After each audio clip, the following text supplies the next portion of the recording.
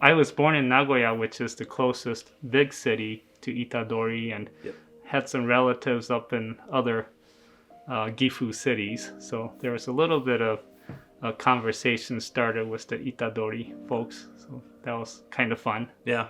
Yeah.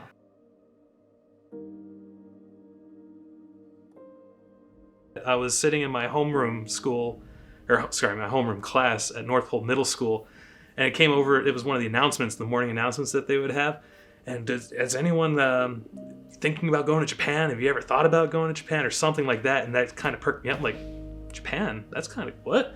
And it was the trip, the exchange program between Itadori in Gifu Prefecture in Nagoya and the city of North Pole. イタドリ村には何回行ったんですか? How many times did you go to Itadori?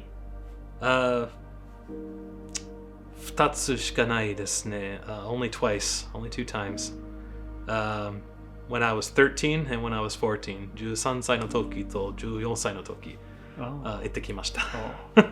24 years ago. Man. It's been a long time. Oh my goodness. I believe Karen Lane had the connection with you, and you started coming to our events and helping us translate for all of that. Yeah. But it was this whole experience that kind of got me to where I am today, you know? And at the time, the Japanese tourism was really starting to kick into gear, because I graduated 2000, I think it was in high school, and it was 2003, 2004 when those charter flights started hitting hard. Well, that's what brought me up to Fairbanks initially too, was the Aurora tourism. The Aurora became a big enough draw that it was a really big tourism destination. I come up and I just loved it. It was loved living up here, and you know, from December to April was when I was stationed up in Fairbanks and greeting Japanese tourists. If it weren't for that, I don't know if I would ever fallen in love with Fairbanks, you know. We actually opened this place up in 2003 for tours.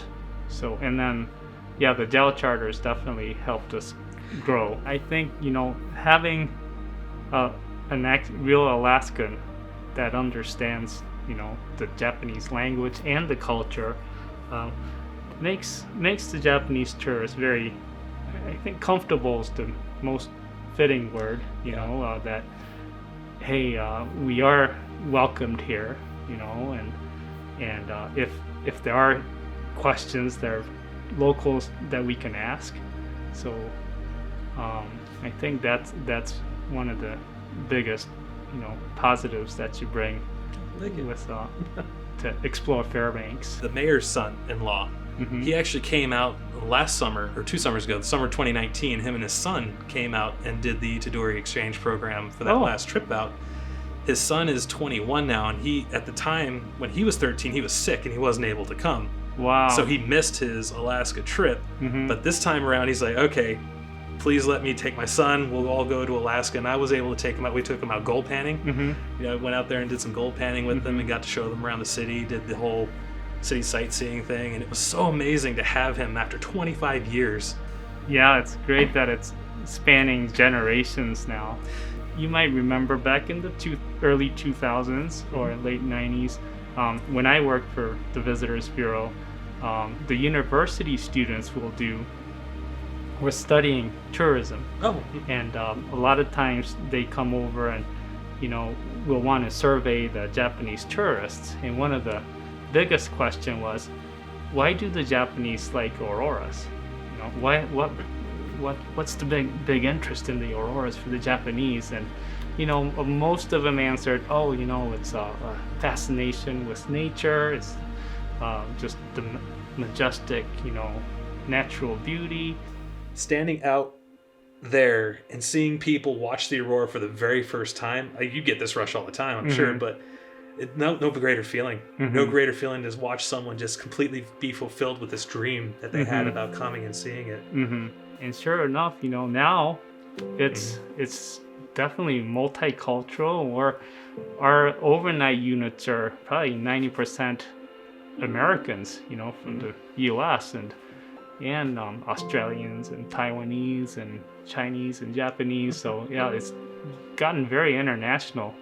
Visiting another culture, visiting another way of life where The temperature is different, the climate is different, the things that you can see and do are different. Being taken, because being born and raised in a place like Alaska, which is kind of isolated in its own right, and then going into a whole other culture that has tons of people, is very much more packed. There's forests, there's insects and animals I'd never seen before in my life. You read about them in books, you see them in shows, but it doesn't touch you quite as much until you're breathing in that air and you're seeing it with your own two eyeballs.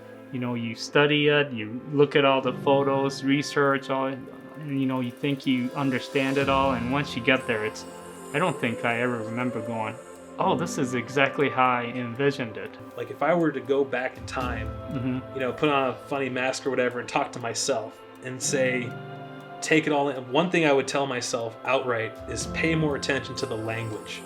That was the one disheartening thing that happened through that whole process. I made it all the way to Japan. I have these beautiful people and their beautiful homes showing me everything that they do, showing me their culture, showing everything, and I could not communicate with them.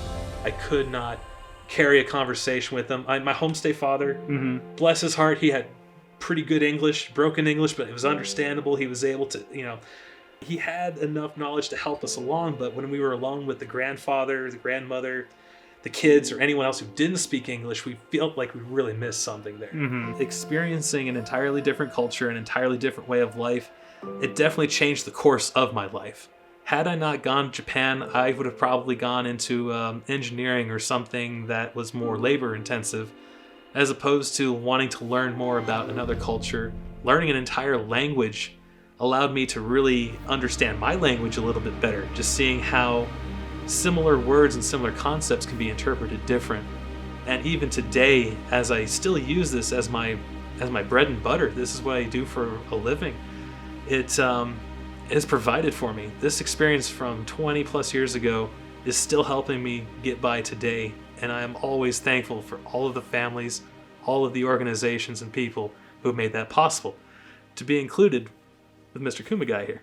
That was the first time that year that I got involved with any kind of sister city program, and for me it was great to see the young kids, especially from Itadori Mura, which is really, from what I understand, tiny. It's a small little community. You don't have too many Mura cities. So from such a tiny city, that North Pole was very involved and welcoming for those kids, and that the kids will show interest in another culture in Alaska.